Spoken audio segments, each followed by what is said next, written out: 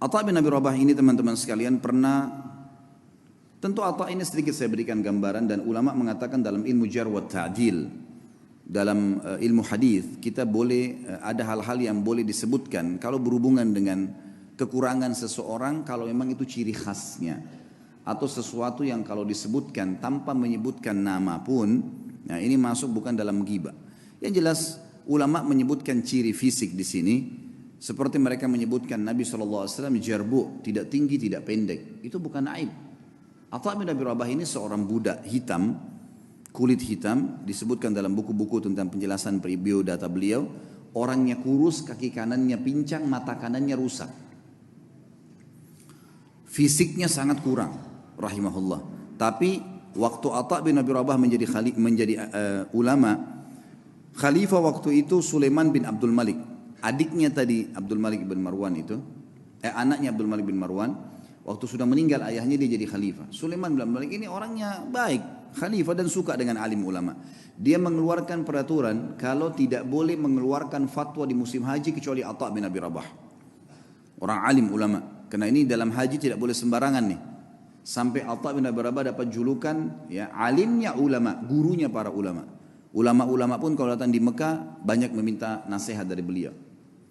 Atha bin Abi Rabah ini rahimahullah, di musim haji datanglah Sulaiman ibn Abdul Malik khalifah dengan anaknya, dengan ketampanannya, dengan dayang-dayangnya, dengan kebesarannya, buka kemah besar, kemudian masuklah wukuf di Arafah. Sementara wukuf, Sulaiman mengatakan, di mana sahibuk, aina sahibukum, mana nih teman kalian nih? Biasanya kalau bahasa sahibukum ini santun dari khalifah untuk mufti, ya, untuk muftinya. Atha bin Abi Rabah ini ada di mana? Kata mereka Amirul Mukminin lagi di kemahnya, lagi menunggu orang-orang yang lagi antri, lagi antri bertanya gitu. Dia bilang saya punya hajat, saya ingin datang ke sana. Baiklah, Sulaiman datang.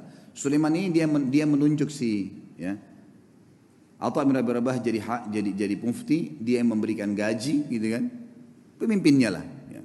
Dan waktu itu khalifah. Dan perlu diketahui Sulaiman bin Abdul Malik di zamannya ini khilafah Umayyah jadi luas sekali, luar biasa, gitu kan.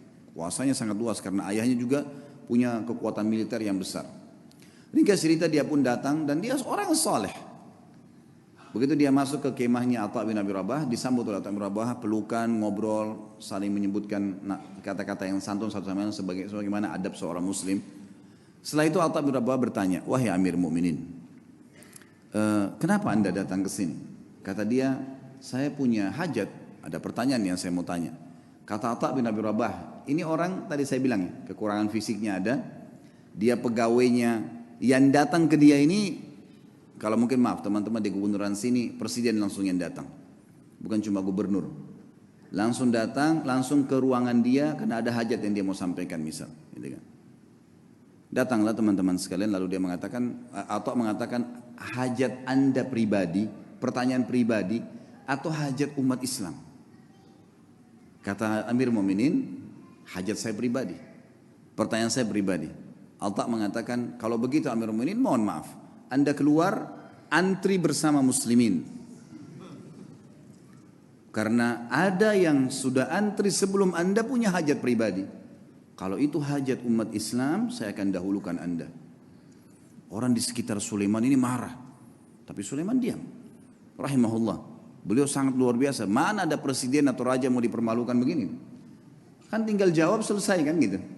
Tapi beda nih. Ini namanya muru'ah ya. Kehormatan, menjaga kesucian kehormatan dengan Allah. Luar biasa. Silakan anda antri, karena muslimin sudah antri sebelum anda. Sulaiman keluar, antri. Ini orang di belakangnya sudah pada marah nih. Ajudan-ajudannya segala sudah luar. Ini kalau bukan karena Sulaiman, dalam riwayatnya dikatakan kalau bukan karena Sulaiman diam, maka kami sudah ngamuk nih. Gitu. Gitu kan? Ini kalau orang sekarang sudah remuk-remuk tulangnya gitu kan. Subhanallah antri. Dan Atha bin Abi Rabah dalam kisah ini dikatakan menjawab fatwa dengan tenang. Hukumnya begini, sampai selesai. Sampai giliran datang Sulaiman. Begitu datang bertanya, dijawab juga dengan tenang.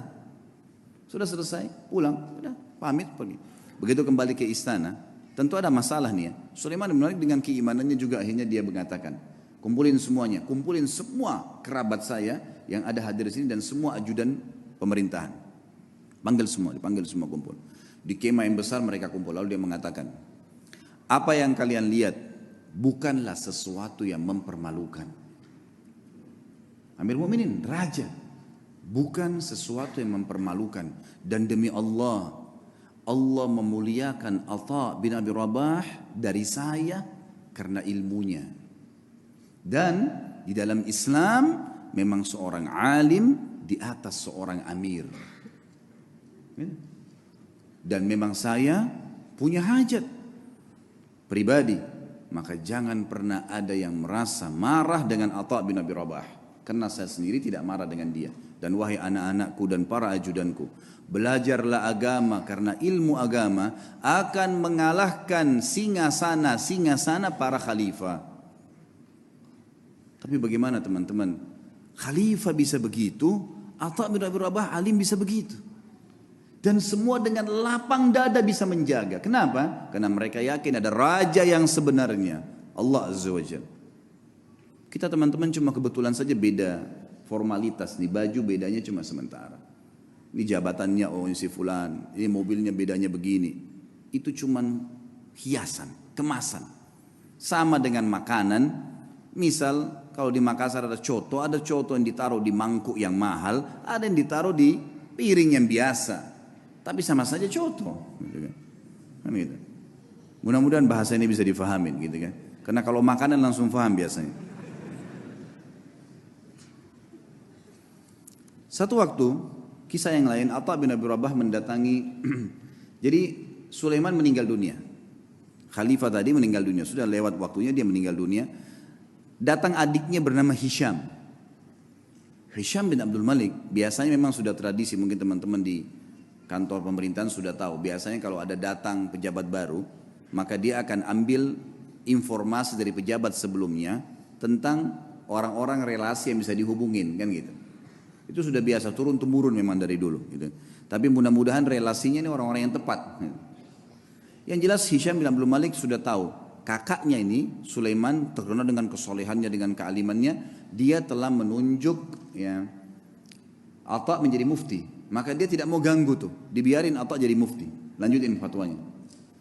Satu waktu Atha bin Abi Rabah datang ke istananya.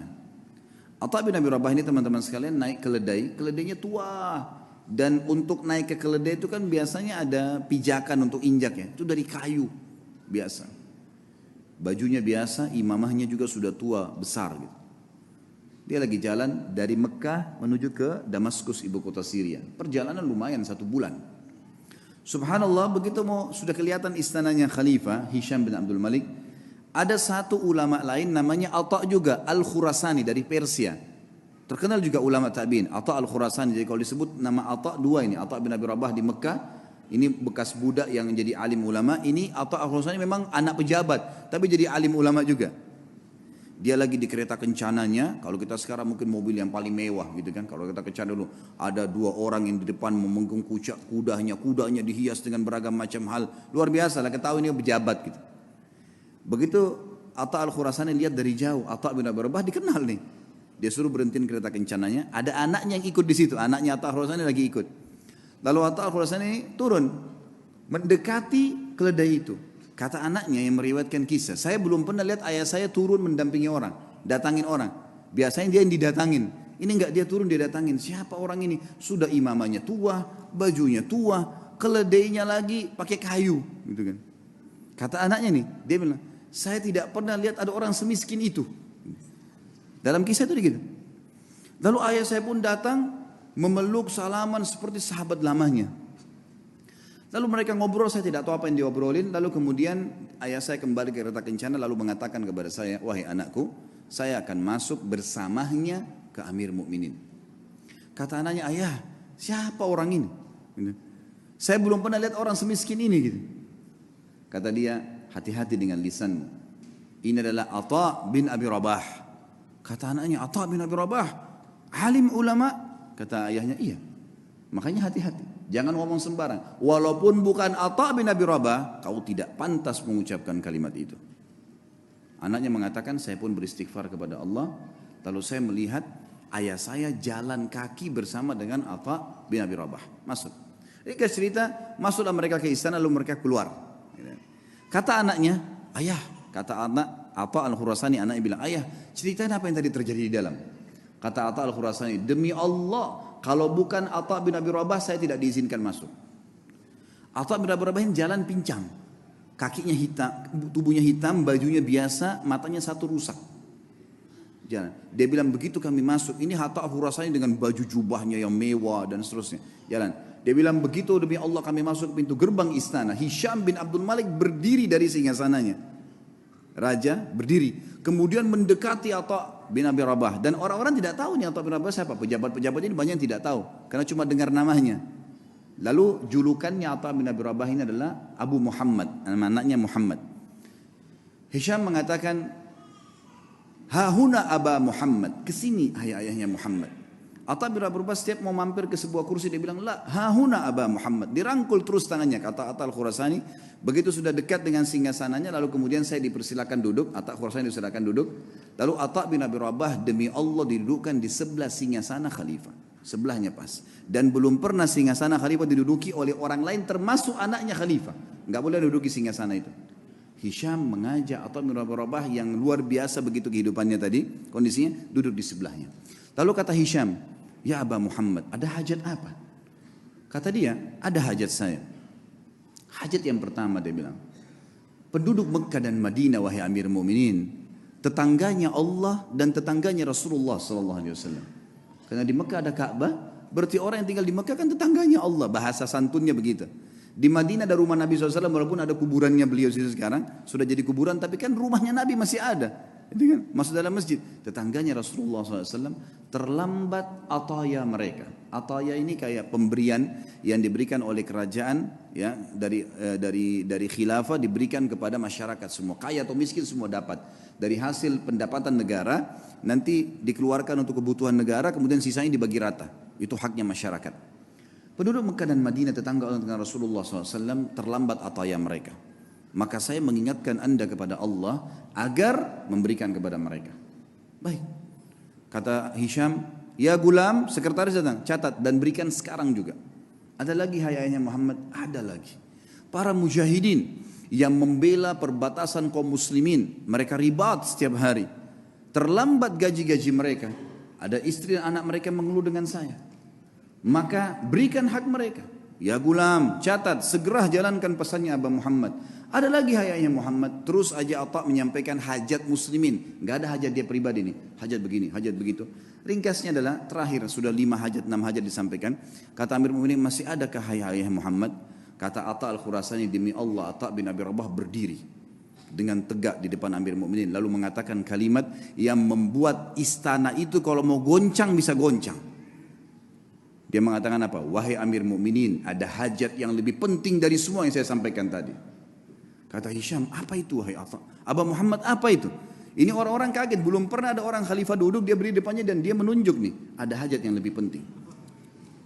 Kata dia, apa itu hai ayah Muhammad? Demi Allah wahai Amir Mu'minin, kau dilahirkan di muka bumi ini sendirian. Dan kau juga akan mati sendirian. Dan kau akan dihisap oleh Allah sendirian. Demi Allah, semua yang kau lihat di sekitarmu ini tidak bermanfaat buat kamu. Maka bertakwalah dengan Allah. Hisham bin Abdul Malik menangis. Waktu itu menangis luar biasa sambil memukul tongkatnya.